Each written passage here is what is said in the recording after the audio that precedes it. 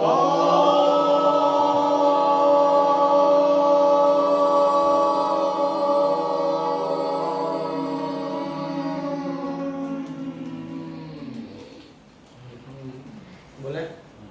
Good evening. Today first of all I would like to present a shlok. मानं हित्वा प्रियो भवति क्रोधम हित्वा क्रोधम हित्वा न सोचती. हाँ, फिर काम हित्वा अर्थवान भवति क्रोध हित्वा सुखी भवेत्. इसका अर्थ है कि अहंकार को त्याग कर एक मनुष्य प्रिय होता है, क्रोध किसी का हित नहीं सोचती, और कामेच्छा को त्याग कर एक मनुष्य धन्यवाद होता है. और क्या था लास्ट वाला? हाँ, लोभ को त्याग कर एक मनुष्य सुखी होता है. ठीक है. अब now I will talk about truth and lie. So first of all, today I'm going to be speaking about truth and lie. So from the starting we have been taught as a connotation that truth is put forward as a positive one and a lie has always been a negative connotation. But first of all let me explain. First of all I'm gonna speak about the basic types of truth and lie. So basically truth and lie both can be divided into two broad parts. First of all is going to be the pure truth. In this, now pure truth actually means it is a type of truth that does not actually care or is bounded by your feelings and emotions. It is just pure facts and knowledge. So suppose for example, 1 plus 1 is always going to be 2, no matter what you believe, no matter how you feel about it. It is not going to care about your emotions. 1 plus 1 is going to be always 2. Now second type of truth can be said as a molded one, or a little truth which is presented in a different way. Now truth is still the same, but as of now in the second part it is being presented in a different way. It is a little bit molded according to the situation, but having the idea of the fact or the truth is going to be the same, but the presentation of the truth is going to be a little different, so that it is the type of truth that somewhat that is molded in a way so as to care about the feeling or to make a better impact on the human or the person who's saying it, or to the person whom it is being said. Second, it is the type of truth that you can say that has the basic feeling, but you can present it in a way that it is said to be benefit the person to whom it is being said. Now talking about lie also is of two basic types. Number one is going to be the pure white lie. White lie is a type of number one is going to be the white lie. White lies are basically the type of lie that actually in a way tries to help the person or gives the benefit to the person whom it is being said. Like suppose if somebody approaches me to borrow money from me for some illegal or some not very productive use of the money, I can say him that I do not have the money. It is going to be a lie, but it is presented in a way so that I am helping the person as he is not harming himself. The second type of lie is basically said to be the anti-social lie. Now anti-social lie is the type of lie that is just blatant, and it is just straight away pure blatant lie, and it does not care about anything. It is said to be only of personal preferences. Like I can lie to someone about something only thinking about me. It is a more selfish type of a lie that does not care about the society or the person whom it is being said. It solely depends and solely concentrates on the person who is saying it so as to benefit him as much as possible. So these are the types of lies. So basically what I feel is truth is obviously said to be a positive connotation, but it is currently it should be presented in a way so that it doesn't harm the feeling of this person whom it is being said. Like suppose some of the compliments that you give to somebody, even if it is not exactly worth the type of the compliment, but you are presenting it in a way so that it is so that it is so that the person whom you are saying it is not is not able to does not actually get angry or disappointed by your feeling, but it is presented in a way so that it gives the direct message, but also gives a gives a compliment to the person. So in the end, I would just like to say this, that truth is definitely the line which is to be followed, but it should be always seen under what circumstances the truth is being said. Thank you.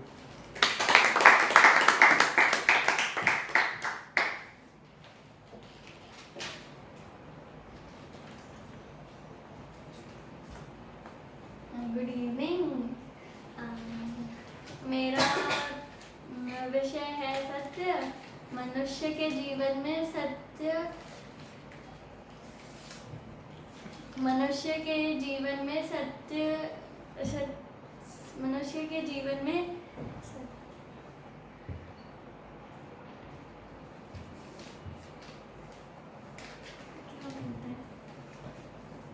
पढ़ के बोल दो। नहीं याद है। मनुष्य के जीवन में सत्य बहुत शक्तिशाली है। भारत जैसे देश में जहाँ राजा हरिश्चंद्र अपने सत्यनिष्ठा की वजह से सत्यवादी बने हैं।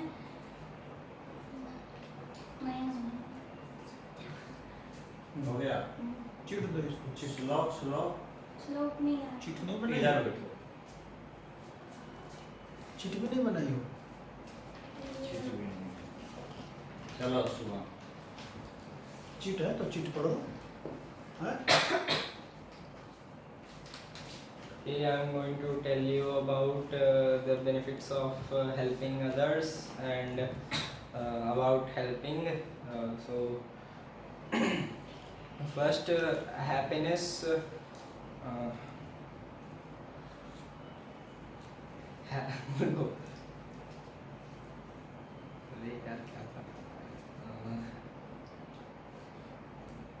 Happiness gets from the moment we do something for others. The people who do something for others have a much happier life, and they do not come across any obstacles.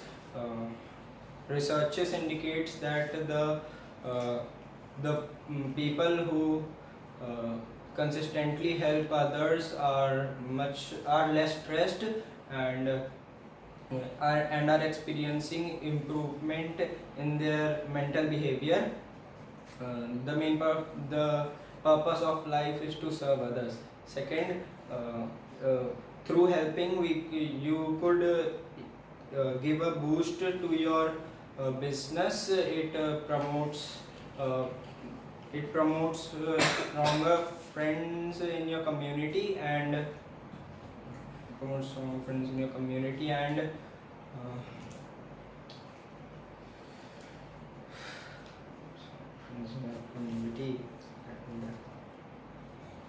and you could see your life from a different perspective.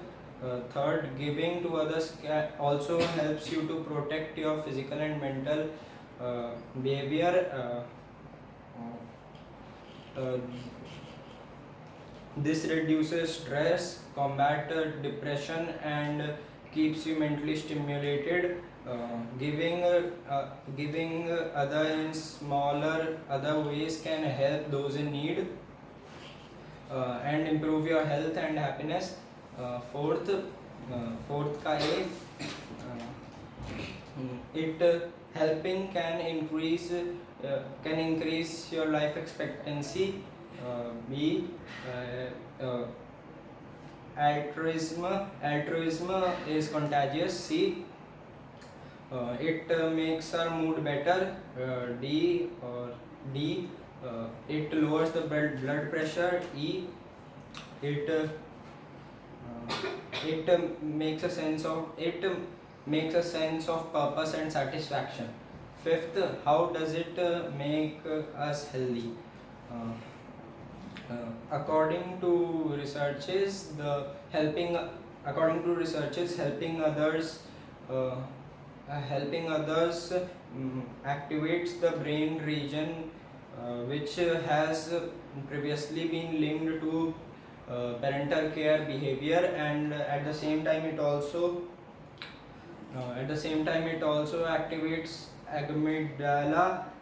This is a brain structure which is associated with stress and fear. Sixth, scientists have been studying on a phenomena called helper's eye. According to this phenomena,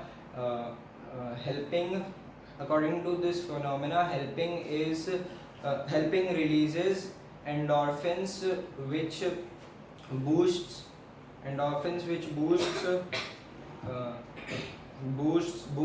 which improves our mood and boosts self-esteem. In short, it makes us feel good, and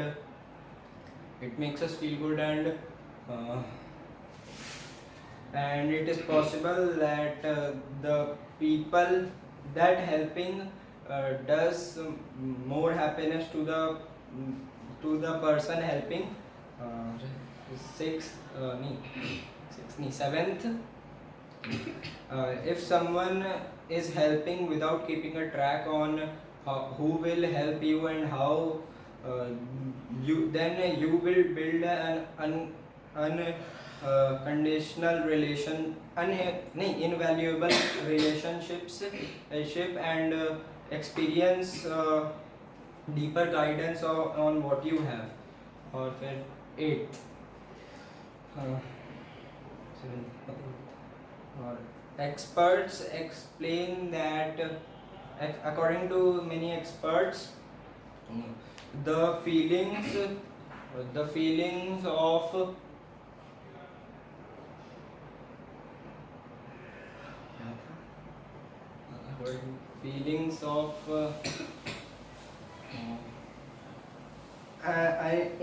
unconditional support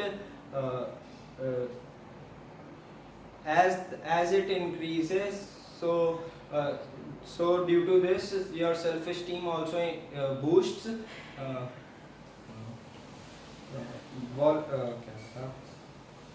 Also increases. And volunteering also depends on your consistency. So more regularly you volunteer, the more confidence you will cultivate. Perfect. 10th,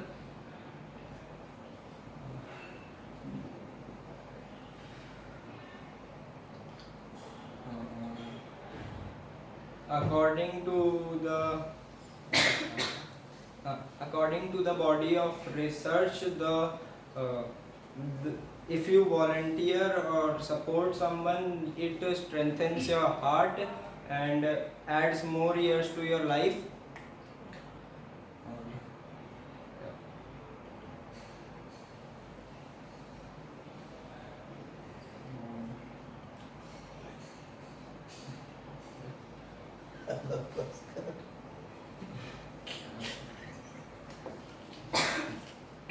Thank you.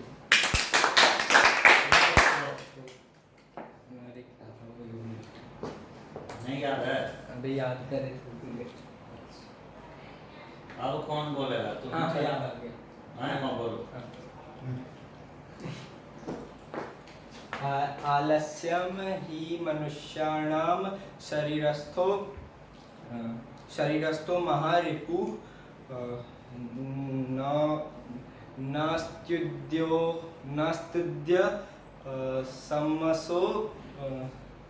नास्तुद्य समसो बंधु कृत्वा यम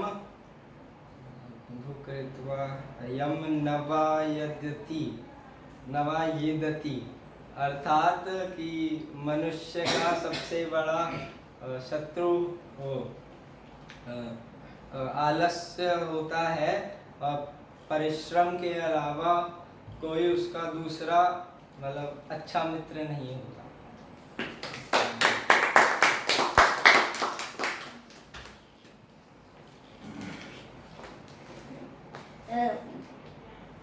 शुभ संध्या। मैं आज गणेश जी पर बोल रहा हूँ, लेकिन शुरू करने से पहले गणेश मंत्र से शुरू करता हूँ। ओम गणेशाय नमः। Okay.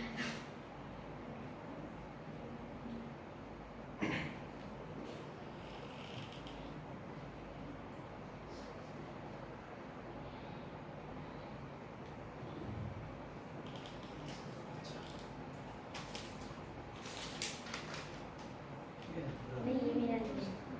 मेरा वो नहीं लिखे हैं पापा पॉकेट में। हम वो नहीं लिखे हैं। स्टार्ट करने के लिए ले लो, पापा फिर रख लेना। हम उसमें लिखेंगे गणेश मंत्र। उसमें step है। हाँ तो कौन वक्रतुंड? हाँ हाँ हाँ, याद आ गया। पहला शब्द भूल गए थे मेरा। वक्रतुंड महाकाय, सूर्यकोटि समप्रभा, निर्विघ्न कुरु मे देव, सर्व कार्येषु सर्वदा। ये शुरू करते हैं। गणेश जी को अलग अलग शहरों में अलग अलग नाम से पुकारा जाता है। उनमें से कुछ नाम है गजानन, गणपति, अनीक, आराध्य आदि। गणेश जी का जन्म कैलाश पर्वत पे हुआ था। उनकी माता का नाम पार्वती है और पिता का नाम शिव जी है। यह सब बोलने के बाद आप सबके दिमाग में एक प्रश्न उठता होगा कि गणेश जी का जन्म कैसे हुआ था। उसकी कहानी है, एक बार जब पार्वती माँ स्नान करने जा रही थी, तब उन्होंने हल्दी के लेप से एक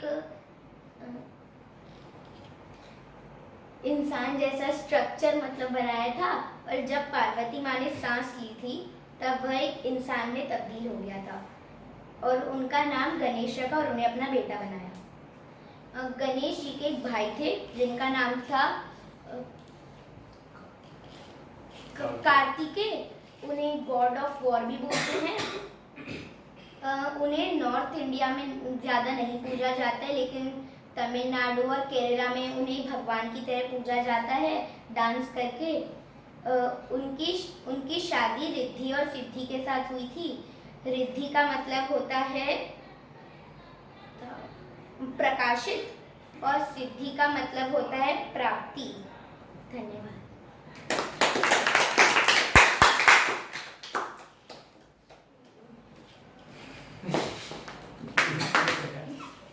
I am going to tell you about help. We should help them whichever we can needed. Room पानी भरी गयो छे कौन रूम में?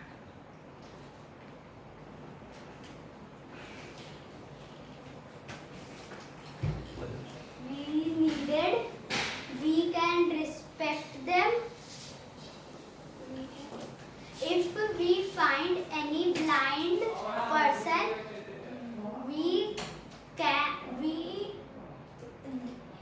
can help them. Om Namah Shivaya.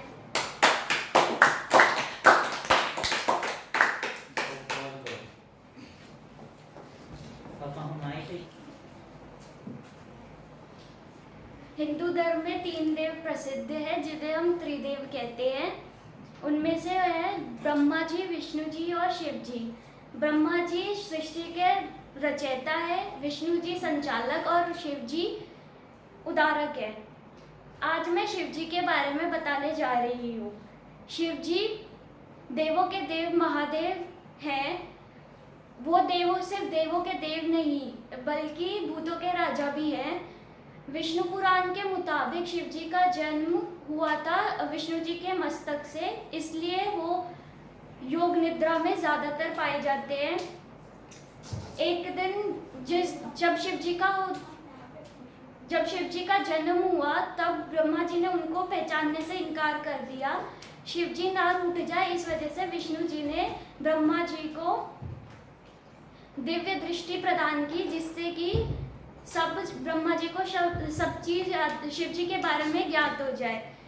तब ब्रह्मा जी को जब सब याद आ गया, तब ब्रह्मा जी ने शिव जी से क्षमा मांगी और उनसे एक आशीर्वाद मांगा जिसमें कि शिव जी उनके पुत्र के रूप में जन्म ले। एक दिन जब ब्रह्मा जी सृष्टि का निर्माण कर रहे थे, तब ब्रह्मा जी को एक बच्चे की आवश्यकता पड़ी। तब उन्हें ये वरदान याद आया। जब ये वरदान याद आया तो वो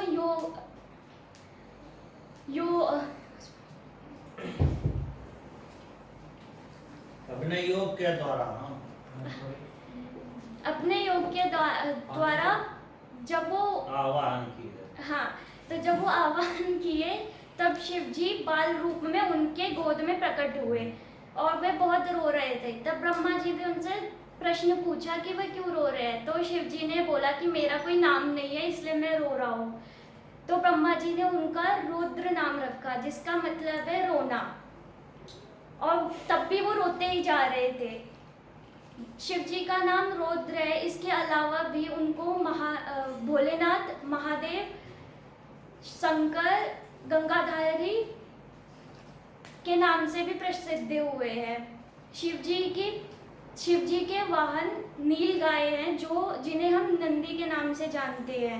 शिव जी की अर्धांगिनी का नाम पार्वती है। उनके 2 पुत्र थे, कार्तिकेय और गणेश, और एक पुत्री थी अशोक सुंदरी।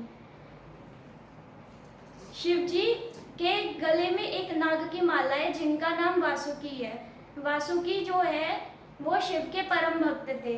उनकी भक्ति देख के शिव जी बहुत प्रसन्न हुए और उन्हें एक आशीर्वाद दिया था जिससे वो नागराज बने, और ये भी वरदान मांगा था कि वह उनके गले में माला के रूप में रहें। इस वजह से शिव जी अपने कंठ पर नाग की माला पहने रहते हैं। शिव जी जो है अर्धनारीश्वरी के नाम से भी जाने जाते हैं, जिसका अर्थ है उनका शरीर आधा नर यानी स्वयं शिव जी और नारी यानी पार्वती जी का है। धन्यवाद।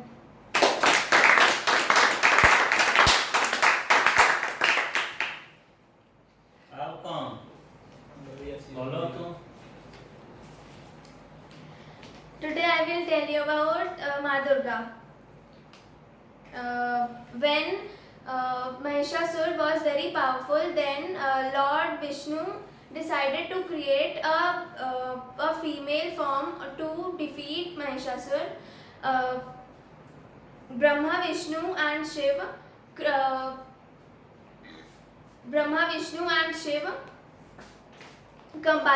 combined their all powers to give a birth to Durga. There are 9 avatars or forms of Durga, that are Shailputri, Brahmacharini, Kalratri, Katyayani, Skand Mata, Kushmanda, Mahagauri,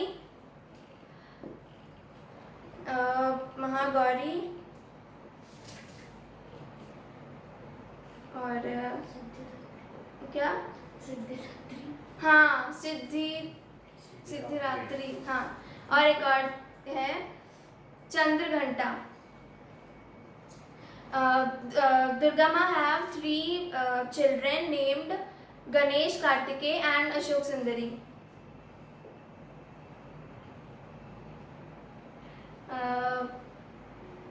Parvati is a passive goddess and Durga is an active Shakti goddess.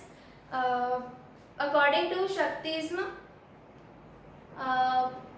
Ma Durga is the mother of Brahma, Vishnu and Shiva.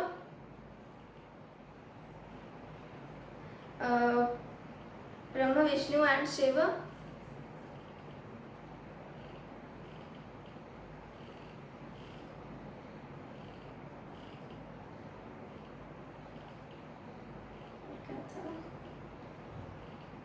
Therefore, Parvati and Durga are not same. Their nature are totally different. Thank you.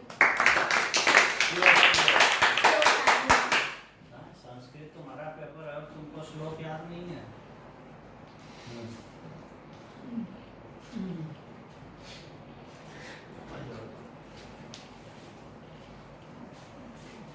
नहीं चलाएंगे, ये तो चल रहा है। ठीक है। यहाँ उपस्थित प्रत्येक जन को सुसंध्या। पहले मैं प्रारंभ करूंगा विष्णु मंत्र से। ओम विष्णाय नमः।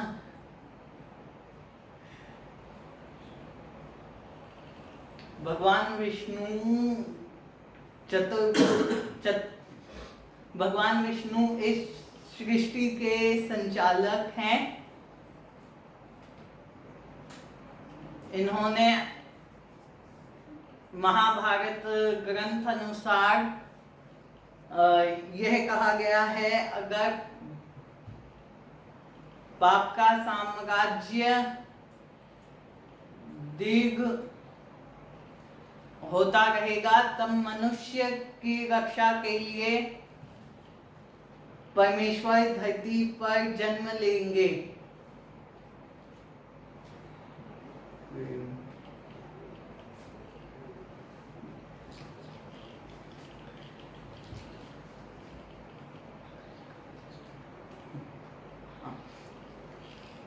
तो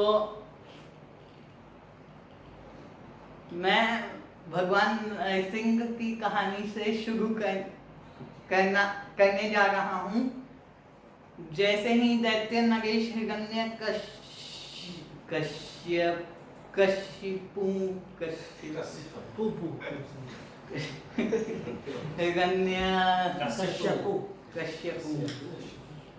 हिरण्यकश्यपु ने ब्रह्मदेव से यह वर प्राप्त किया कि ना ही उसकी मृत्यु किसी नर से होगी,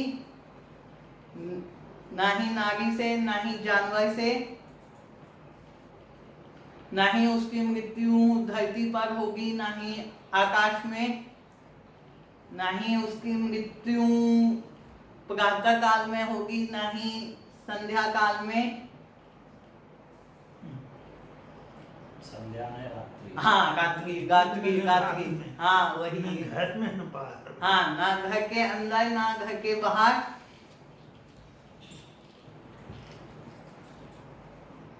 न घर के बाहर। तो उस वर्ग की प्राप्ति के बाद वह अहंकारी हो उठा और उसने अनेक देवी देवताओं पे अत्याचार किए और अपना साम्राज्य विशाल किया। कुछ समय उपरांत उसका एक पुत्र हुआ जिसका नाम प्रहलाद था। प्रहलाद अपने आराध्य भगवान विष्णु को पूजता था, जो हिरण्यकश्यपु से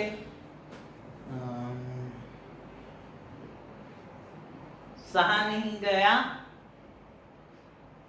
तो उसने अनेकों बार प्रहलाद की वध करने की कोशिश की, लेकिन हर समय भगवान विष्णु ने उसे बचाया।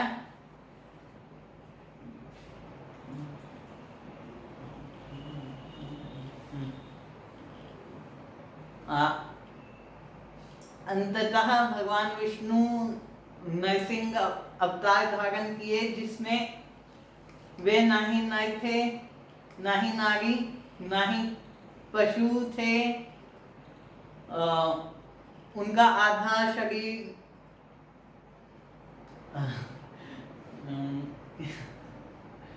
नर का था और आधा सिंह का। उन्होंने हिरण्यकश्यपु को कहाँ आए थे, संध्याकालीन में दहलीज। हाँ, संध्याकालीन में दहलीज पे मारा। फिर मेरी दूसरी कहानी है वामन अवतार की।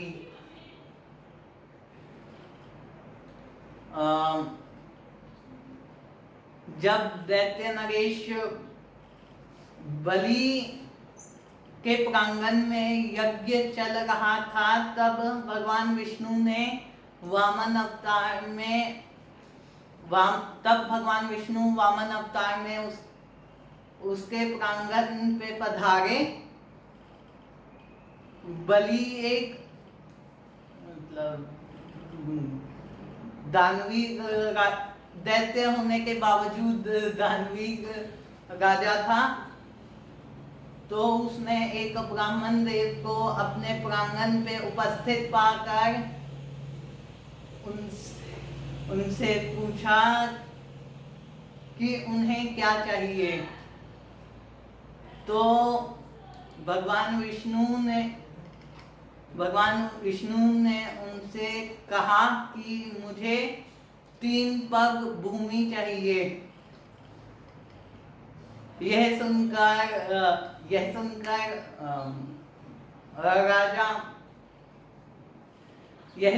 राजा बलि चकित हो उठे। तब भगवान विष्णु ने अपना विराट आकार ग्रहण करके 2 पगों में ही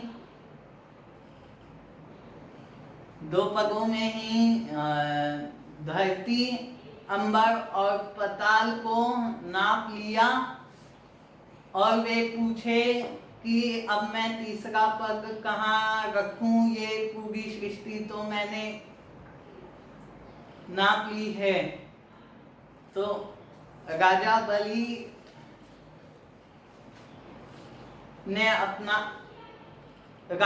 अपना शीश नमाते हुए उन्हें नमन करके कहे कि आप अपना तीसरा पग मेरे ऊपर रख सकते हैं। उनकी श्रद्धा और भक्ति देखकर भगवान विष्णु छोटे हो गए। और कौन सा था? हाँ, तीसरी कहानी मैं सुनाऊंगा परशुराम अवतार की।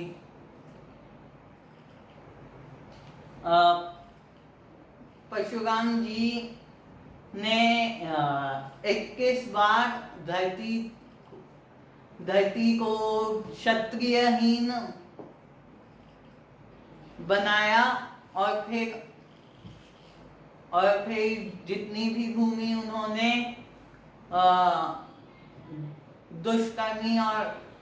दुष्कर्मी राजाओं से प्राप्त की, वे सब उन्होंने ऋषि कश्यप को दे दिया। परशुराम अवतार के बाद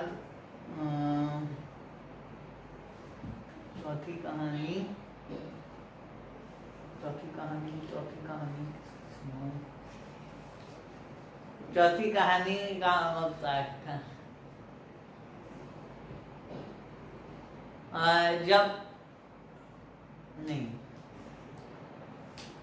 राम अवतार का नहीं, खत्म करो। धन्यवाद। राम अवतार, कृष्ण अवतार। अरे पापा, हमको 2 और अवतार का कहानी बंद करियो अब।